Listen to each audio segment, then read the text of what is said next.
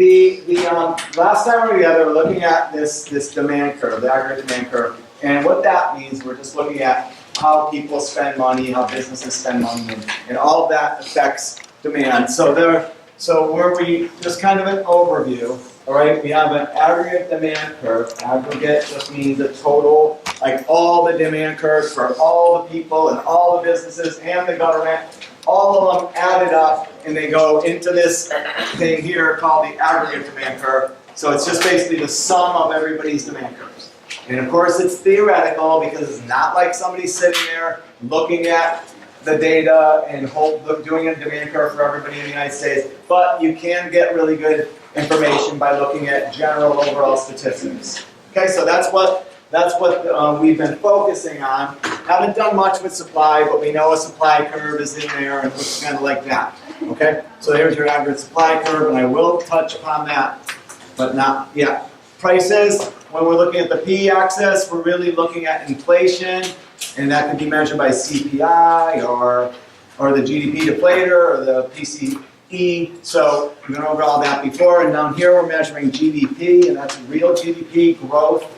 And down here, underneath that, we're doing the unemployment rate. So we have this being zero, meaning unemployment goes, when it goes that way, it goes up. In GDP, this would be zero. Well, I shouldn't see this zero. Zero might be right on here. So that might be negative, and this is positive. Okay, so anything over there will be growth. Okay, so that's where we left off, though, is we were looking at some of the things that would actually impact this demand curve. So the average demand curve is the same as the expenditure approach to GDP.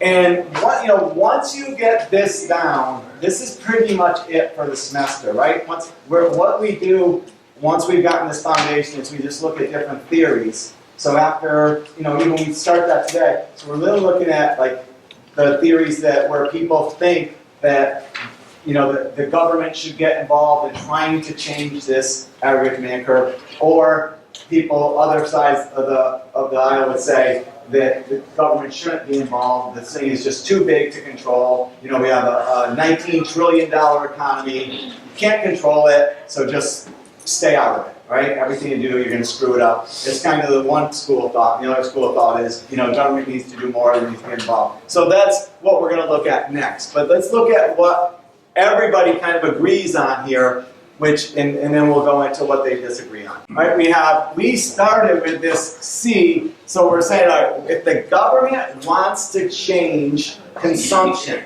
right, how do they change consumption? Well, to get that figured out, right, it's all right, C is a function of what are the things that will cause you to spend more money or influence your spending. That's it, right? That's what they're trying to do. Because if they can control consumption and they can get you to spend more money at certain times or less money when the economy's overheating, then they can shift this demand curve to the right.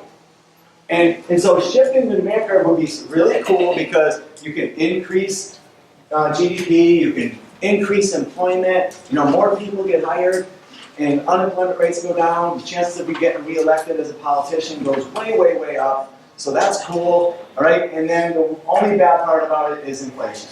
Okay, so that's what they're worried about. All right, so we went over this and said, all right, number one factor would be income, but there are two different types of income. One is called permanent income, which is basically your future income, and the other one is called present income.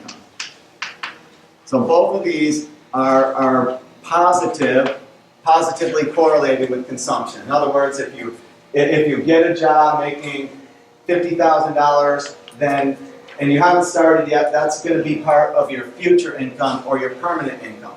If you already have a job making $50,000, that's part of your present income. So the two are different because this one looks forward and this one looks present. Okay? So the forward one is the permanent income. So once you land that big job, you get that big contract, then you can start moving forward with your spending. That's what this one meant. Okay? The other one here was interest rates. And we said that was negative. Because as interest rates go up, consumption is going to go down. Okay? And then the other one here, it's a big one for us, was taxes, and really personal taxes.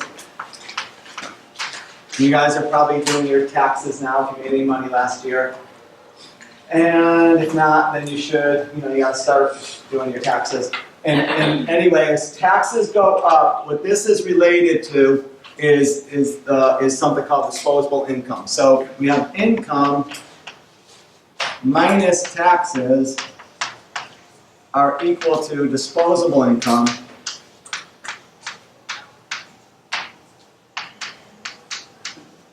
So as taxes go up, then our disposable income goes down.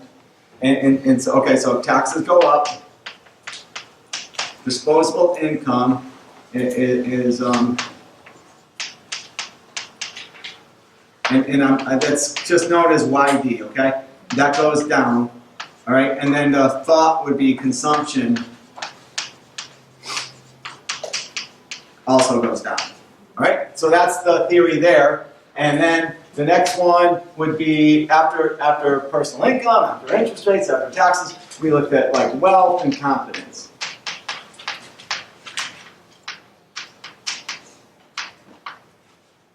All right, and so consumer confidence, and this goes up, that goes up, that goes up, that goes up. Okay, so all of these things are going to impact how much people spend. So do you think of anything else that can impact your spending? Then we could throw it in there. But generally speaking, these are kind of the big things. Okay, but what makes people spend money? And then we went further and said, all right, of these here, which ones of those are controlled by the government? And the answer, of course, was this is controlled by government, this isn't, this is controlled by a different entity of government. So we have two of those factors that are controlled by the government. All right, and just to take that a step further, right, if the interest rates are controlled by the Fed,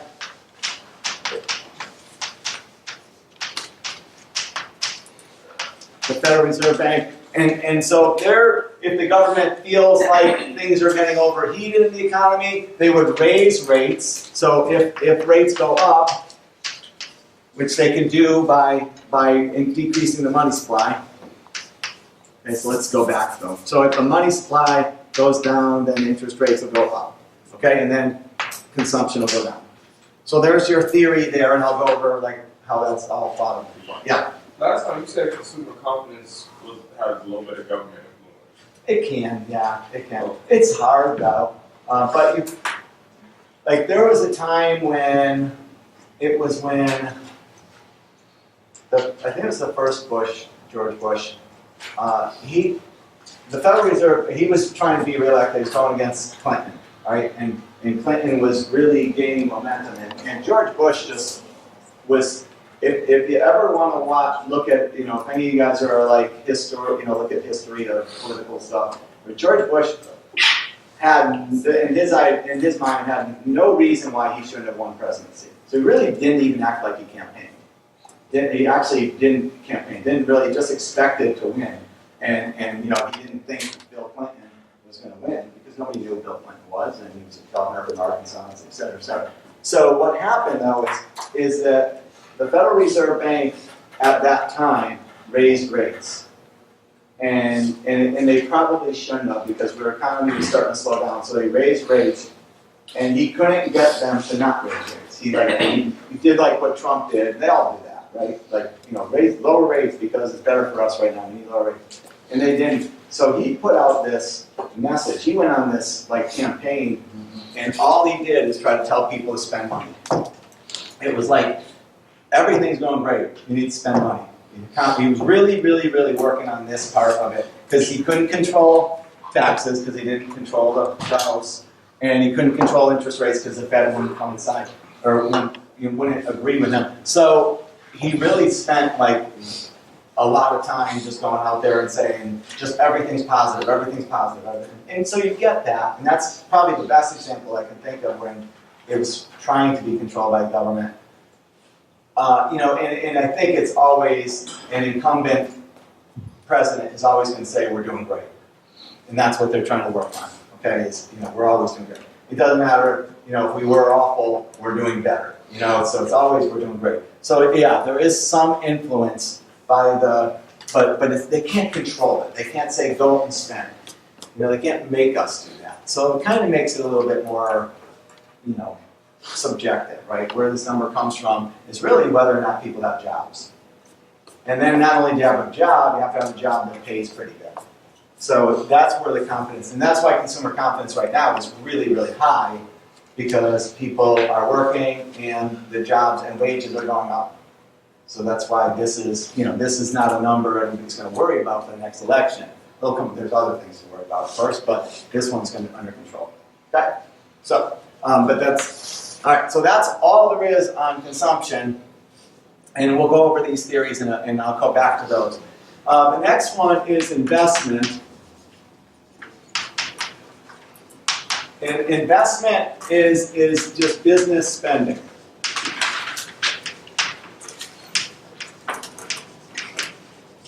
And really, this is a real hard one to control too, because we say, well, what is going to make businesses spend money? Well, same thing. You can't just go out and spend money.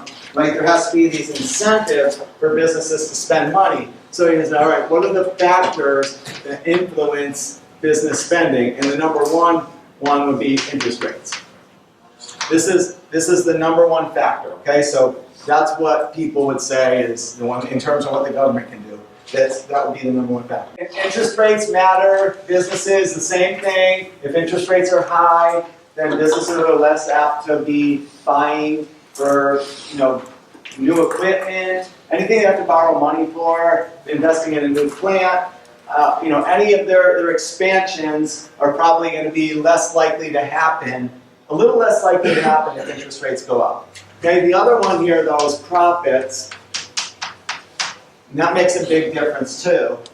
And you can also say, you would think that if businesses are more profitable, they're more likely to expand. Right? And they're more likely to spend money. And the other one, it's kind of subjective because we don't know if it's going to be on the supply side or the demand side, and I'll explain that in like a week or so, is taxes.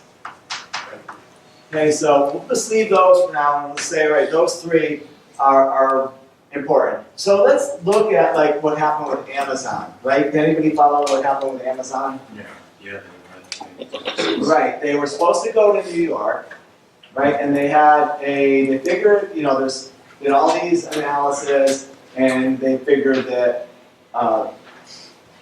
that New York was trying to entice them to come, and they got a $3 billion tax package over like a 10-year period. In other words, they were giving them all, they did not like giving them money. They weren't giving New York, they weren't giving Amazon money. They were just saying you don't have to pay taxes.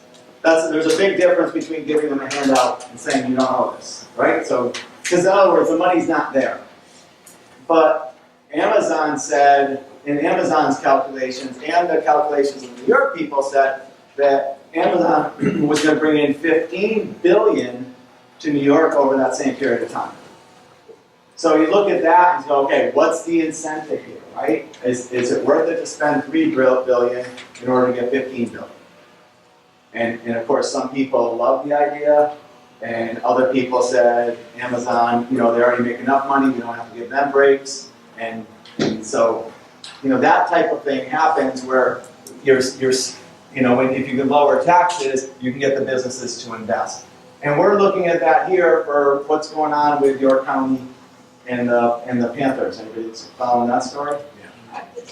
Yeah, they're looking at putting a pretty significant practice facility in to York County. And they're saying it's not, I'm hearing they're looking at Rock Hill. I don't know if anybody has any insight on that, but that's, so what are we doing to try to entice them to come to Rock Hill?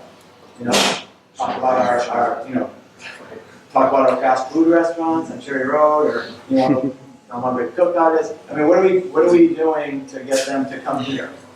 And so the answer is we're trying to put up some sort of a tax package so that they'll move their training facilities to York County. Now, so it's going to cost, and that's the thing that's important to note with this. This is government. It costs government money. you know, in one way or the other, right? Like, you know, like BMW was given the land to build their plant in Spartanburg. Okay, so it costs the government money, but there's this, you know, this hope that eventually you're going to get your money back and then some.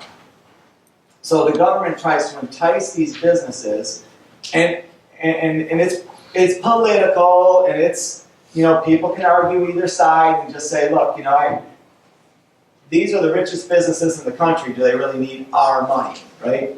And it's so we kind of, I'm just going to say from an economic standpoint that let's say the Panthers, let's say that Charlotte didn't help the Panthers build their stadium, and well, what are they going to go to some city where they will get help, and then we're not going to have the Panthers anymore. And I'm not, you know, this huge football, you know, rah-rah fan, but I think they're good for us. I think it's good for Charlotte to have a professional football team. Okay, I think it's good for the area. It's good economic impact. Okay, so that's what I'm saying. That's what this is. That's what this is about here. The taxes are going to stimulate business investment, and you know, so if you reduce those taxes, you'll increase this. All right.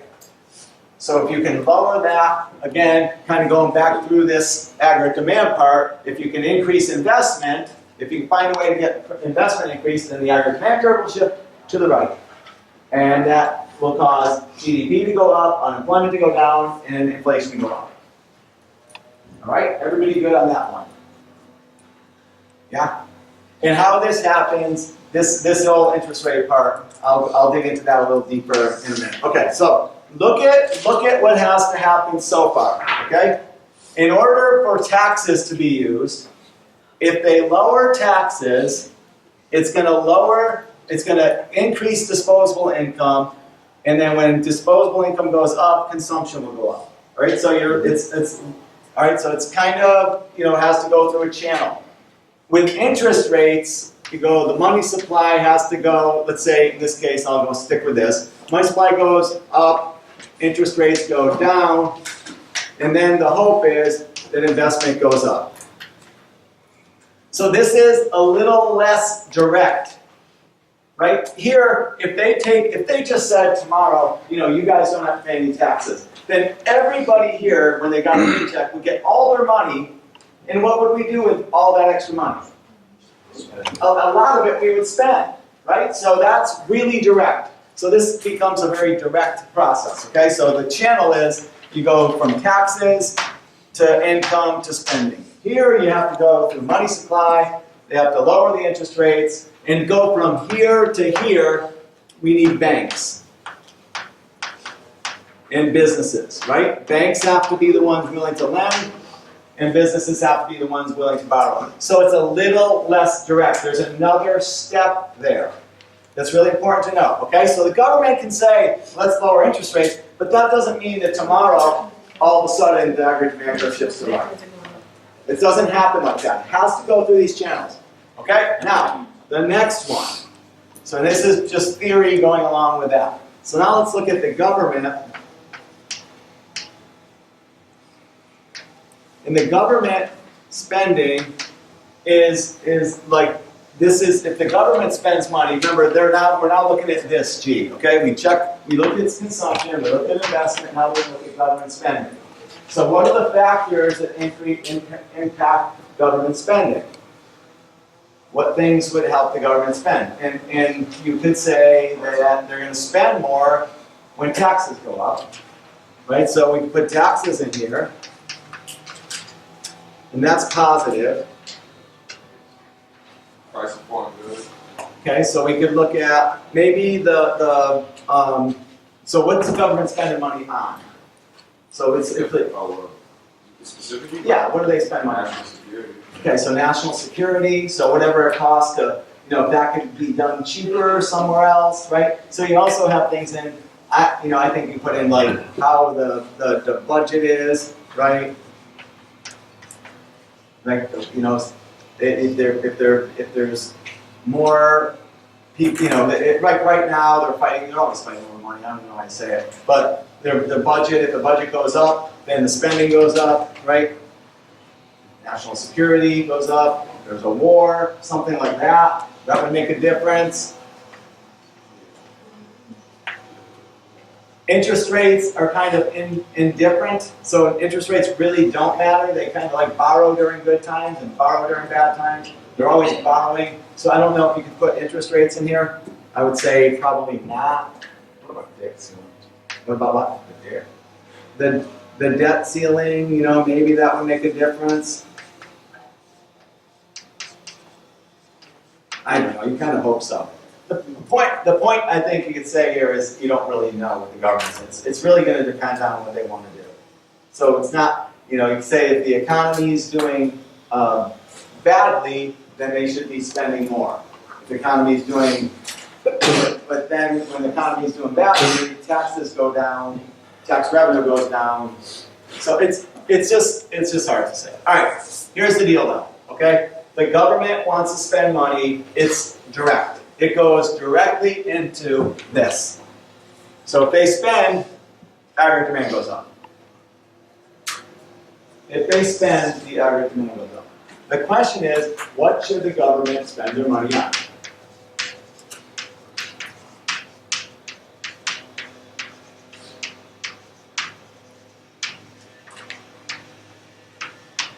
And that's because if you want to like, you know, well, how do they get the most bang for their buck, right? How does that happen? What do they spend on that's really going to help the economy the most?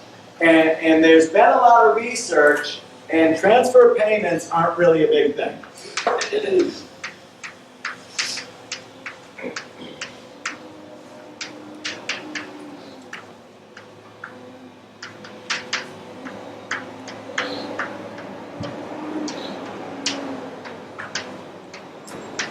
Okay, that means that, all right, a transfer payment means, you know, you can look at like Social Security, right? What Social Security does is we all pay Social Security, right? Like when you look at your paycheck, there's money taken out in Social Security. It's called FICA.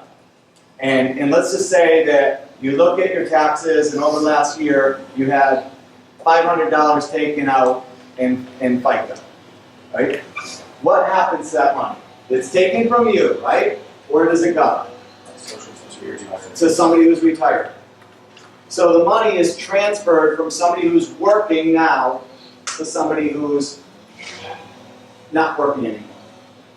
How do you think that's going to impact the economy? Right, it doesn't have much impact on the economy. Because all we're doing is taking it from you and giving it to somebody who's over 65, and you would have spent it, some portion of it, they would spend some portion of it. It really doesn't help you make a big difference in the economy. But what does seem to help, and you know, and again, it's debatable, but infrastructure seems to help some.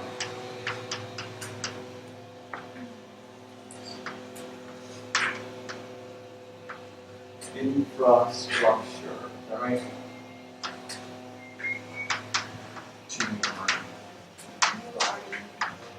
Did I spell that right? Yes, sir. U-R-E is an O-R. You are, that's it. There we go. Thank you. Helps the economy. So, okay, so it does. And infrastructure would be, you know, roads and bridges and schools and things like that. They help the economy grow a little bit more. Now, there's a lot in between transfer payments and infrastructure. Okay, not everything the government spends money on is one of those two categories, but there has been some debate of whether or not the infrastructure really helps in terms of spending. Okay? So we're good there. All right. So very direct. So this is the most direct. And then we're going to go, and before we go on to the theory, the Keynesian theory, just one couple definitions that I want you to know, okay? They're called what's called a marginal propensity to consume. And the average propensity to consume.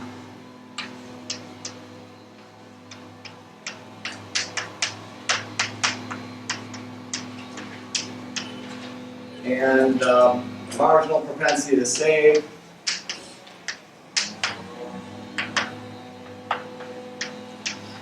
And the average propensity to save.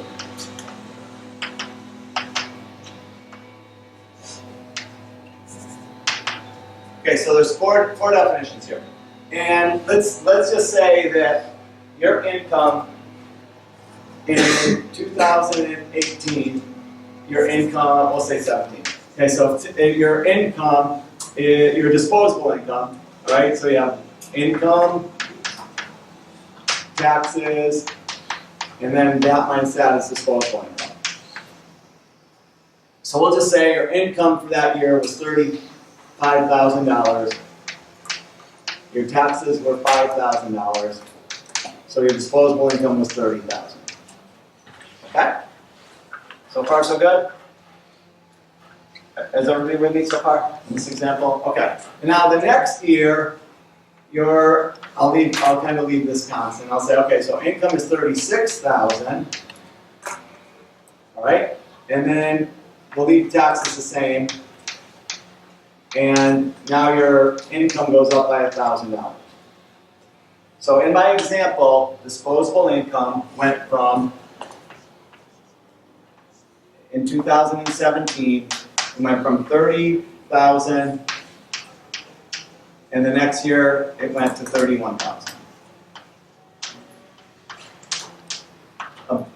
A big question for economists and policymakers is, what are you going to do with this extra $1,000? What are you going to do with that extra $1,000? Because you just made an extra $1,000. So this, let's just say in this year, you spent 28,000 of it, and you saved 2,000 of it. All right? So you made 30,000, you consumed, that's what you took home, you spent 28, and you saved 2. Nothing wrong with that, right? Those aren't bad ratios. And now you make an extra $1,000. So what happens with that extra $1,000? So what I'm going to say, right, in this time you're going to spend 28,700, and you're going to save 2,300. Okay? So you made an extra 1,000, and that caused your spending to go up by 700, and it caused your savings to go up by 300. Does that make sense? Is everybody with me so far? Okay, so now marginal propensity to consume looks at, like, just the formulas are pretty straightforward. Okay, so it's going to be your marginal propensity to consume, that's this one, MPC, is equal to your change, it's your change in disposable income over your change in, or under, consumption. So how much did consumption change? How much did disposable income change? So in this example, what would be the answer to my question? How much did disposable income change by? 1,000. So that becomes my denominator. And how much did consumption change by? It went from 828 to 28.7, so it changed by 700. So my marginal propensity to consume is 70%. So that means for every dollar I make on average, every additional dollar I make on average, I'm spending 70 cents. Okay? What do you think the real number is? Think it's 70 cents? Probably close to like 99. Yeah, it's like 95-ish. Okay? And so in this example, what would be your marginal propensity to save? It would be your change in savings over your change in disposable income. So savings went up by 300, right? Because it went from 2,800 or 22,000 to 2,300. So, and then your income goes up by 1,000, so this is equal to 30%. So there's all your money accounted for. Okay? And your average, so this MPS, sorry, that's APC, and then this is MPS, this is APS. Your average, you just pick a year like 2017 and say, all right, and my average propensity consumed in 2017 is just going to be my C over my Y, B. So it's 28,000 over 30,000. So I'm not sure what that comes out to be, 14 or 15, so about 93%-ish. So I just write down, that's like 93%. If it's different, just yell it out. Okay? And then the average propensity to save is equal to S over YD, and that comes out to be 2,000 over 30,000. So let's just say 7%. Okay? All right. So having said all that, the reason that this is important for the theory part is because if you had to guess, and we talked about this a little bit last time, a higher income person is going to have a lower marginal propensity to consume. A higher income person is going to have a larger. In other words, if you make $500,000 a year and you make an extra dollar, you probably won't spend any more. All right, because you know what's the big deal? It's just a dollar.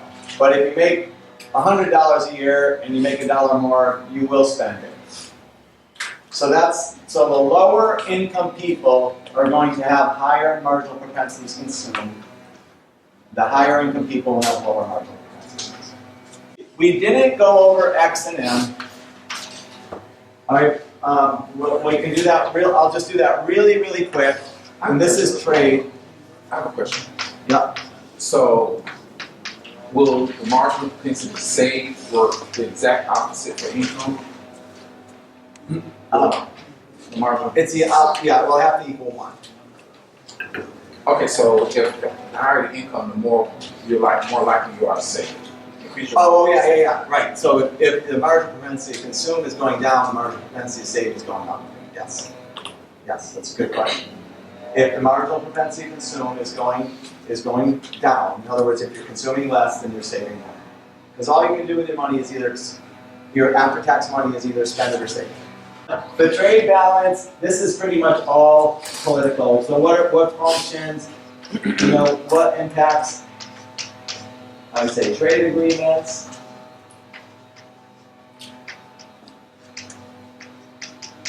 And probably income. We did this at the beginning of the year. And I would say value of the dollar.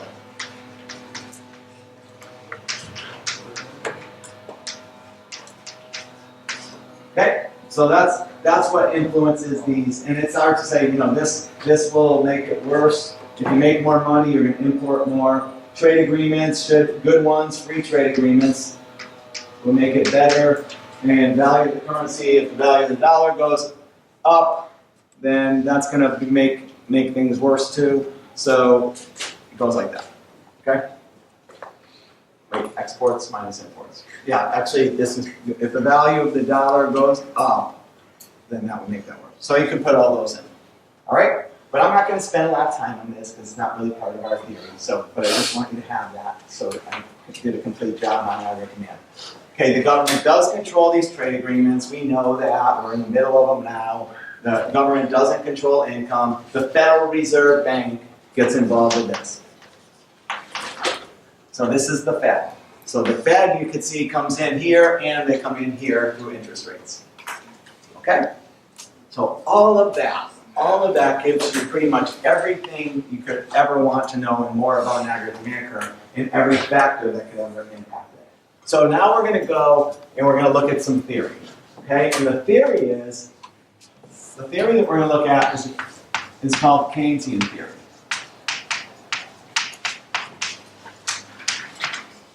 And this is named after a guy named John Keynes.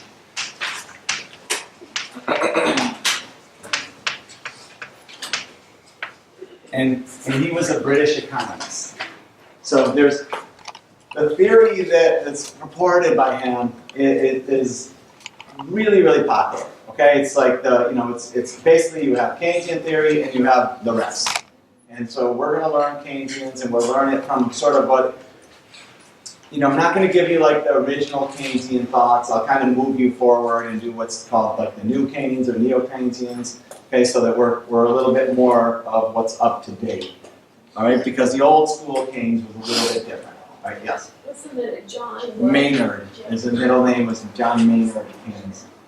So he's this British economist. He was really popular. He wrote his book in 1935, and then he, to write around the time of the Depression.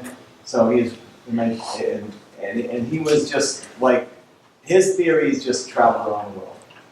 Richard Nixon was known for saying, who isn't a Keynesian?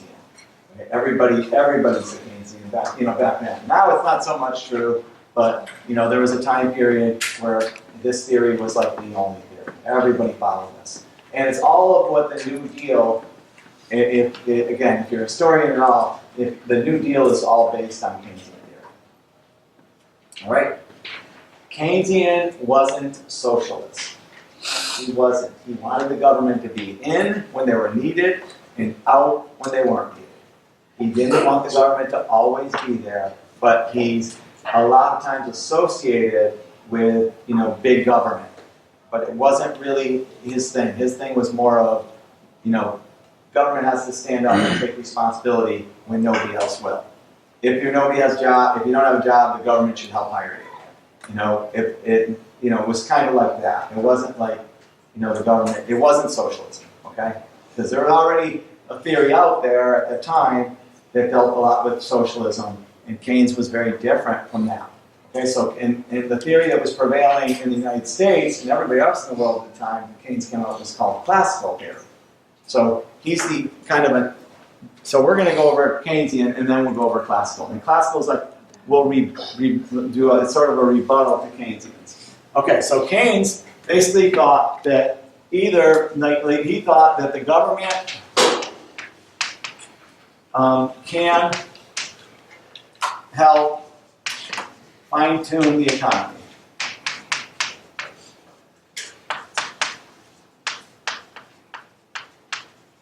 Okay, and I'm going to draw like a little graph, and hopefully it'll help you. All right, so what happened is it's like we look at the business cycle.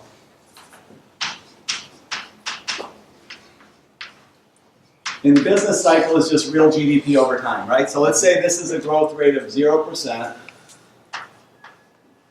And this is time, so these are years. And then this is price, this would be real GDP. And this would be like 3%. So remember, our goal is to have like 3% GDP. Anything below 0 is a recession, okay? This will not be like, this graph has nothing to do with reality, okay? But let's just assume that you had good times and you had bad times. And your graph just kind of looked like this. So that would mean that there are some times where real GDP is high in some years, and then other years where it's really low. So this, like, for instance, this could be like the Depression. And then you have just highs and lows, highs and lows, highs and lows. What Keynes was saying was that you're still going to have a business cycle, but the government should kind of make it not as volatile. So the government can step in and make your highs a little less high and your lows a little less low, so you're more like this.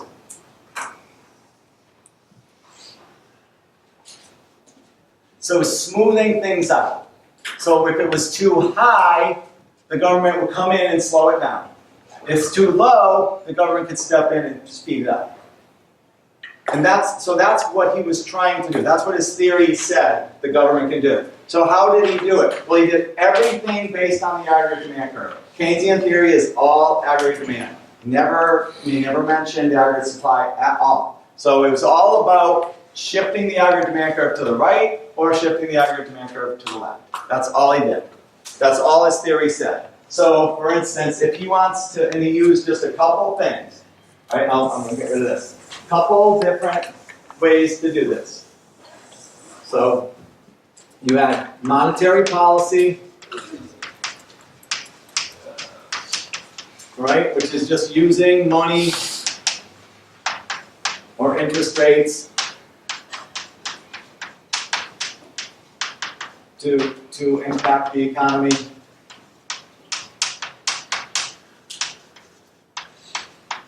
And then you had fiscal policy. So the other one was fiscal, right? The fiscal policy is the using taxes or government spending to impact the economy. So those were the two things that he really looked at. Right? And so let's start we'll start with consumption and we'll look at taxes. And we'll say, all right, well, if the economy is slow, so if the economy is slow or GDP is low and unemployment's high, and then what the government can do at that point is the government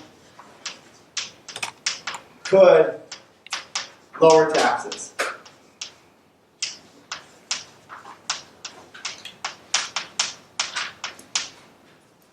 And so now we go through our theory, all right? So that means, so they'd say, all right, taxes go down, personal taxes go down, disposable income goes up, consumption goes up, and then when consumption goes up, since we have C plus I plus G, right, and holding everything else constant, if this goes up, then aggregate demand goes up. And if aggregate demand goes up, then GDP goes up, unemployment goes down, but, right, remember that's what we wanted to solve, is we want GDP to go up and unemployment to go down, but inflation goes up. So what happens is you have this choice. You can either have lower unemployment and higher inflation, or if you do the opposite, you could have higher unemployment and lower inflation. So it's a trade-off between unemployment and inflation. And that's called the Phillips relation. That's called the Phillips relation or the Phillips curve. Right? So when you look at these two, and they're going in opposite directions. This is going up, this going down, that's going up, or you could draw this the opposite way, and this goes up, and this goes down. That's called Phillips relation. And he put it on something known as the Phillips curve. All right, so that was it. That's theory number one. Inflation goes up. Yep. So it's a bad, right? So one good thing, the good thing is unemployment's going down. The bad thing is inflation's going up. So you win and you lose. So you have to take pick your poison, right? So this was Keynes' theory. This is all Keynesian theory now. Yes. So that right there is the consumer confidence and No, this is just consumption. that's consumption. The other one is consumption. This is disposable income. Right. This is just this is the expenditure approach to GDP. So all that goes up. Yeah, we're assuming that all these are held constant, but consumption goes up. So if that goes up, then this will go up. And if this goes up, the demand curve shifts this way, right? And then we have this whole process of prices going up, GDP going up, and unemployment going down. And obviously, if taxes go up, all these things will happen in the opposite direction. If taxes go up, then you're going to have all these arrows go the opposite direction, okay? Taxes go up, all the arrows go in the opposite direction. All right, the next one is government spending. Really simple, okay? So that's also fiscal policy. So fiscal policy 1, and fiscal policy 2. So if the government, and we'll say if the economy is slow,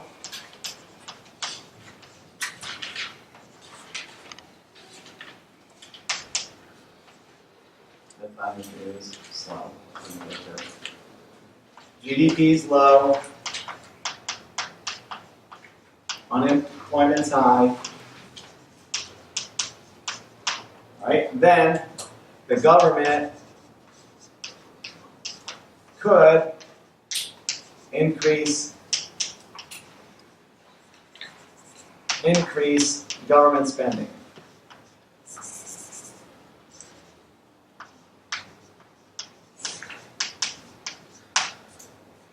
So that means G goes up. Well, this one's pretty straightforward. They just increased their spending. Then all that's going to happen is holding all these other things constant. If that goes up and government spending goes up, then average demand will go up. If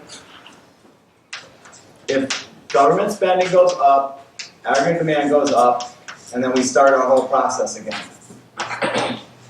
Okay, that means GDP goes up, unemployment goes down, inflation goes up.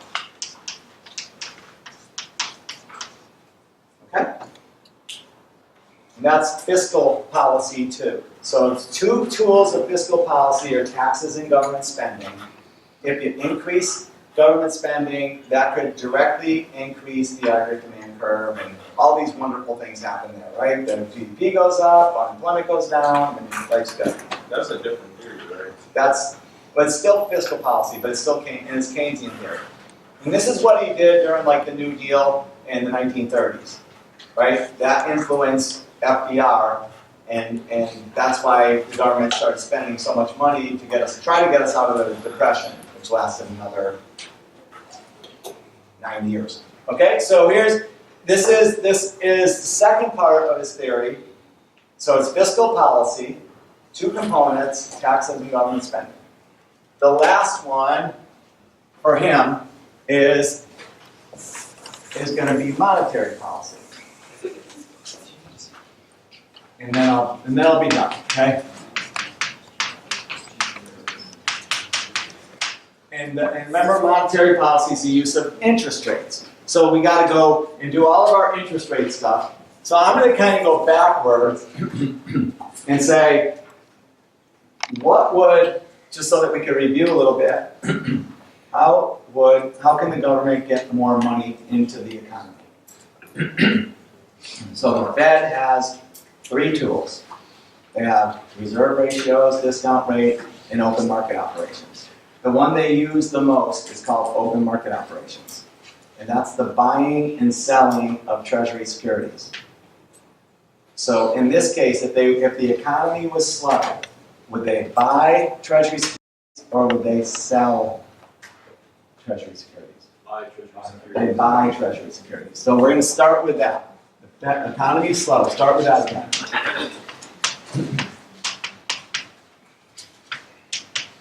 All right, so they're going to buy it's called in the open market. Open market, so they're going to buy treasury securities.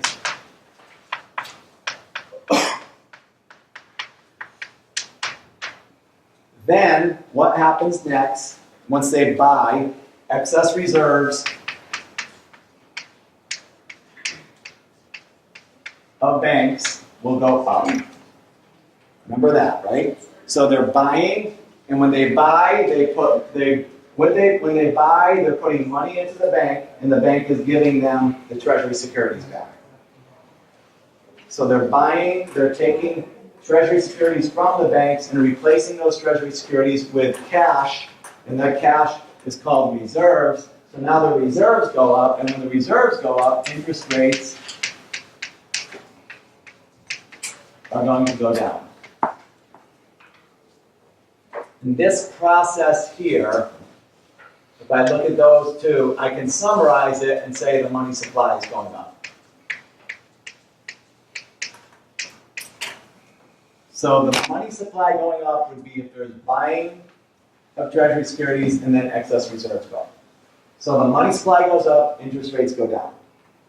There's more money in the banking system, they lend out more, all right, that's a good thing. So you would expect, if that happens, that investment, and really consumption too,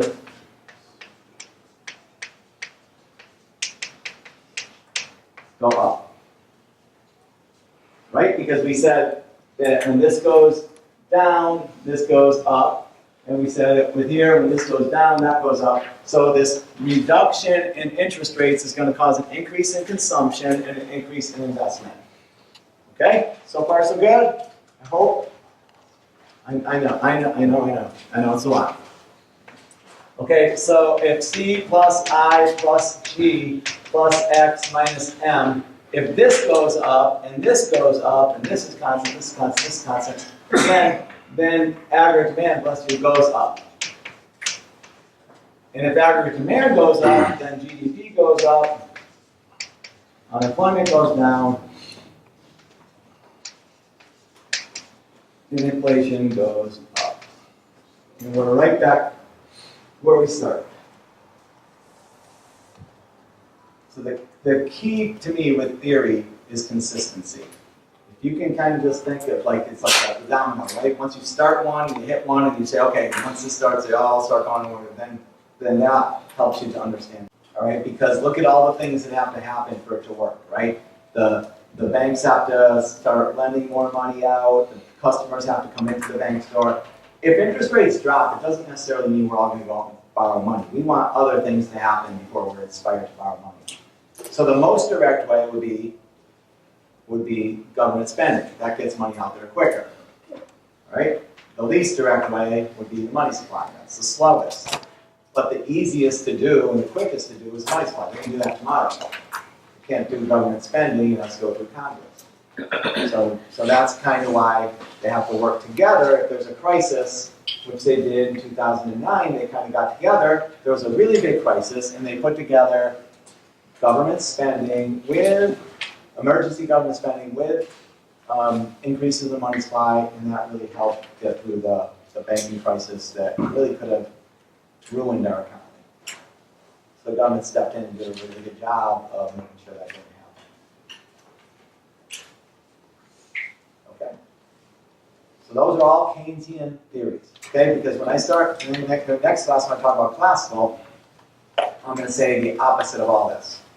Right? So when we look at the government spending going up, the classicalists are going to be like, where are you going to get the money from? Right? You know, they're going to do that, right? They're going to always say what's the opposite side of this. So just be ready for that.